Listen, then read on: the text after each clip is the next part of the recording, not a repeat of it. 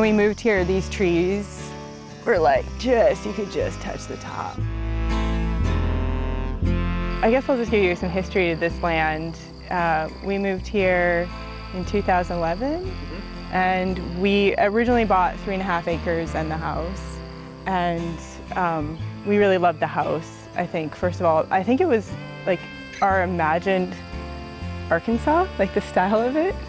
Like we came from Brooklyn.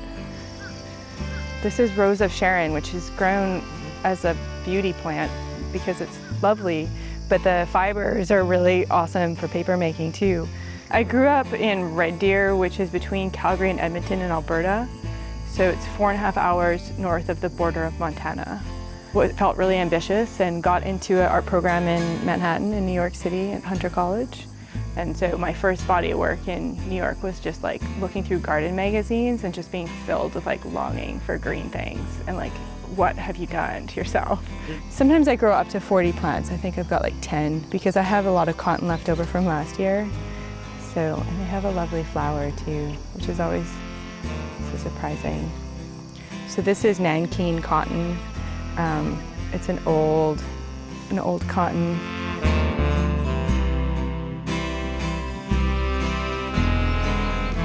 Come on, Adele.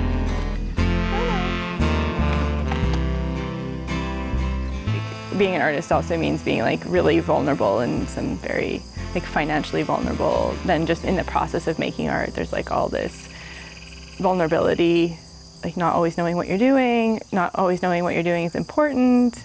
So I always had 3 conflicting passions. I guess not conflicting, but difficult to make a life from. Right. They were art, gardening, and horses. This is a future garden.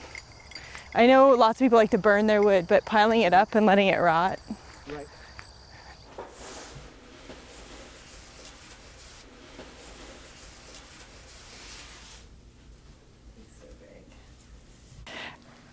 I started making mixed papers because of the printing I was doing. So I was doing digital printing where I was combining photographs and painting and the paper, and so I was mixing the paper on purpose so that I would get these areas where there would be the white, where they'd get the beige, and sometimes I would get like kind of swirling or movement, almost like clouds or sky or smoke or something moving and changing. So the paper was like this kind of active background for the imagery to be interacting with. And there'd be these like great surprises, like torn pieces, or just like the white became like light coming out into the print. I loved abstract expressionist painting, like Franz Kline. Like I was obsessed with like the gesture of a mark made by a painter, like just like the power of that abstract expressionist mark, the confidence, and just like the lack of worry. Like I'm just gonna do this. And I just have always loved gesture. And so when I started making this paper and I realized that they could have this gesture of water, of movement, of like kind of a naturalism, I just like loved it in a way of like abstract expressionist paintings. Just like, yeah, this is a mark made. And it's kind of out of my control. It's both made so intimately by my hand, every step of it, like cutting it, boiling it, growing it.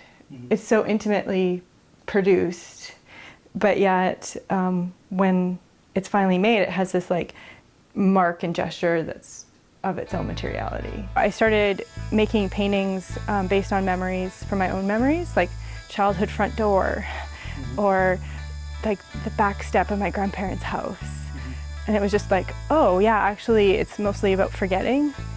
It's like most of what you think you know so well is actually forgotten. Then I realized that what I was interested in is like both the experience of remembering something, but also that you like forgot, and then that like this complication between those two. So I was having a hard time figuring that out in just paint. And I realized like photography's always been about this like poignancy of memory, the like detail. Like this is an exact moment, it's an exact memory of a place, of a time. Click.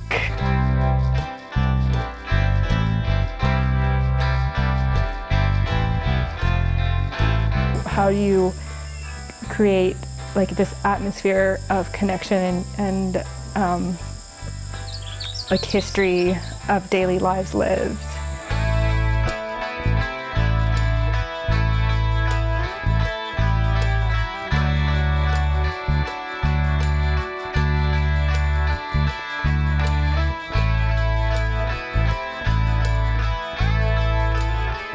And so I started taking photographs and blending them with paintings, where it became like the photograph was the memory and the painting was the forgetting. Kind of funny to have like one thing that's just like this narrative, like forgetting and memory and relationship to objects, and the relationship between painting and photography, and how they can play off of each other. My connection to place and my thinking about place isn't just like about this season or this moment, but like the history of this land, the history of this specific place, and how my life or the lives of other people have like left a mark. And I think gardeners or farmers or planters do think about that, because when you plant a tree, the action of planting a tree is to change the landscape for maybe years and years. In grade 11, I think we had to write this like, imagine your ideal life, like this like. It's not heavy or anything. No, like it's like a humanities project, like as though someone who's like 14, 15 knows what their ideal life. Right. But I actually wrote this, like I wrote that I wanted to make art, that I wanted to have horses, and I wanted to have a family. But now that I've arrived, what to do with it?